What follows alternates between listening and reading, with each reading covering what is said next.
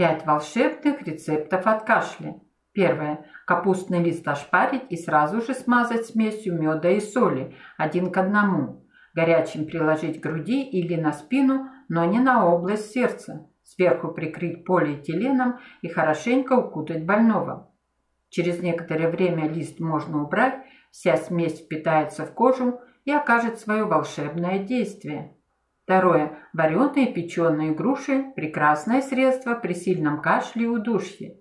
Отвар сушеной груши утоляет жажду при высокой температуре. 1 стакан измельченных сушеных груш залейте 500 мл воды, варите 20 минут. Настаивайте, укутав 4 часа. Процедите. Пейте теплым по 100 мл 4 раза в день за 30 минут до еды. Третье. Измельчите 2 спелых банана, залейте 200 мл горячей воды, кипятите 10 минут.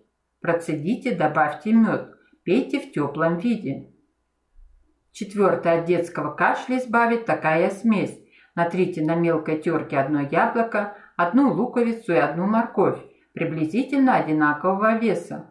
Добавьте 2 столовые ложки меда, хорошо перемешайте. Давайте детям по 1 чайной ложке в теплом виде 4-5 раз в день. Пятое. Смешайте 2 столовые ложки тертых яблок, 2 столовые ложки меда и 1 столовую ложку тертого лука. Принимайте в теплом виде по 1 чайной ложке 4-7 раз в день. Берегите себя и будьте здоровы. Благодарю вас за внимание. Пишите комментарии, ставьте оценки, подписывайтесь на канал.